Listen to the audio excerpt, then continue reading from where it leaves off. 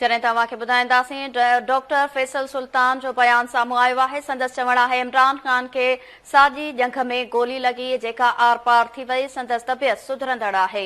आम ख़बर अवां ताईं पहुचायूं पिया। डॉक्टर फैसल सुल्तान जो बयान साम्हूं आयो आहे। संदसि चवणु आहे इमरान ख़ान खे साॼी जंग में गोली लॻी जेका आर पार थी वई। संदसि तबियत सुधरंदड़ आहे। पीटीआई अॻवान फैसल सुल्तान जो चवणु आहे त इमरान ख़ान जो एक्सरे ऐं सिटी स्कैन कयो वियो आहे। शुरूआती रिपोर्ट मूजिबि इमरान ख़ान साॼी जंग में गोली लॻण सबबि ज़ख़्मी थियो।